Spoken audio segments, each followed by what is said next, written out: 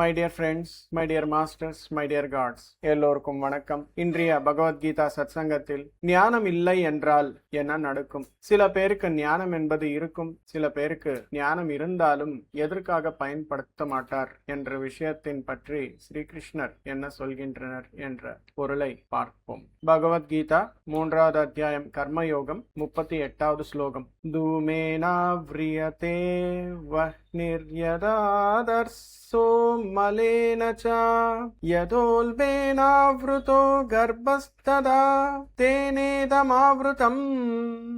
धूमेनाव्रियते वह्निर्यदादर्शो मलेन च यथोल्बेनावृतो गर्भस्तथा तेनेदामृतम्.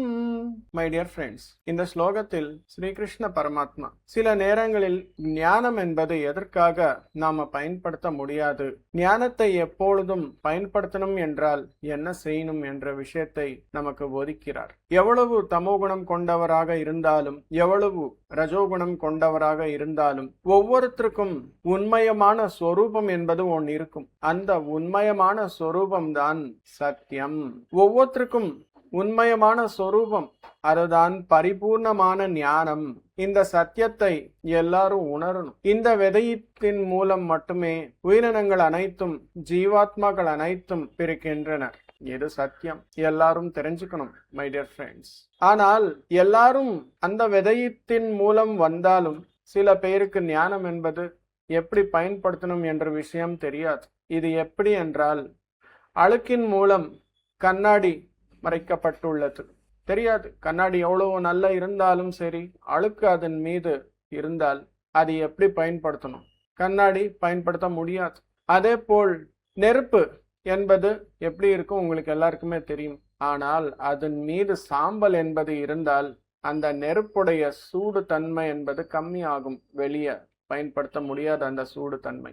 அதே போல் மாயை என்பது இருந்தால் கர்ப்பத்தில் இருக்கும் சிசு, அவனுக்கு தேவையான சத்தியத்தை நாம சேர்க்க முடியாது. அதே போல் காமம் என்பது ஜாஸ்தியாக இருந்தால் ஞானத்தை பயன்படுத்த முடியாது மை டியர் ஃப்ரெண்ட்ஸ். உதாரணத்துக்கு ஆஃபீஸில் வேலை செய்கிறோம், ஒரு அக்கௌண்டண்ட்டாக வேலை செய்கிறாருன்னு வச்சுக்கோங்க. யாரோ ஒருத்தர் கணக்கு எப்படி போடணும் எல்லாமே தெரியும், அனுபவம் இருக்குது, ஞானம் இருக்குது. ஆனால் ஒரு சின்ன ஆசை மனசில் வந்து நினச்சிக்கோங்க, இன்னைக்கு வீட்டுக்கு சீக்கிரமாக போகணும் அப்படின்னு சொல்லி நினைச்சார் நினச்சிக்கோங்க. அந்த ஆசை தான் காமம். சீக்கிரமாக போகணும் அப்படின்னு சொல்லி அந்த ஆசையுடன் வேலை செய்யும் போது, அந்த கணக்கு போடும்போது தவறுகள் என்பது நடக்கும். அந்த அக்கௌண்டண்ட்டுக்கு ஞானம் இல்லையா? இருக்கு. அனுபவம் இல்லையா? இருக்கு. ஆனால் எதுக்காக தவறு நடந்தது? வீட்டுக்கு சீக்கிரம் போகணும் அப்படின்ற ஆசை, அதன் மூலம் கணக்கு சரியாக போட முடியவில்லை. இதே போல் நம்முடைய தினந்தோறும் வாழ்க்கையில் ஒவ்வொரு நாளும் நாம முழுமையான ஞானத்தை பயன்படுத்த மாட்டோம். உள்ள இருக்கும் சத்தியத்தை உணரணும் என்றாலும், அந்த ஞானத்தை வாழ்க்கையில் பயன்படுத்த வெற்றி என்பது கொண்டு வரணும் என்றாலும் காமத்தை நீக்க வேண்டும். அந்த காமத்திற்கு ஒரு நேரம் என்பது வருது. அந்த நேரத்தில் அந்த காமமே உனக்கு ஒரு ஞானமாக மாறும். ஆனால் எந்த செயல் செய்கிறீர்களோ அந்த செயலின் மீது மட்டுமே மனசு இருந்தால் முழுமையான ஞானம் என்பது அங்கே பயன்படுத்த முடியும் மை டியர் ஃப்ரெண்ட்ஸ். இவ்விதமான ஞானத்தை பயன்படுத்தணும் என்றால் என்ன செய்யணும்? தினமும் ஆனாபான சதி என்பது செய்யணும், தியானம் செய்யணும். தியானம் செய்தால் என்ன கிடைக்கும்? நாம எந்த செயல் மீது கவனம் வைக்கிறோமோ அந்த செயலின் மீது மட்டுமே மனசு இருக்கும். அந்த விதமான மனசை உருவாக்குவதற்காகவே தியானம் என்பது நாம செய்யணும் மை டியர் ஃப்ரெண்ட்ஸ். இந்த விதமாக தினமும் தியானம் செய்தால் நமக்கு வெற்றி என்பது கிடைக்காதா?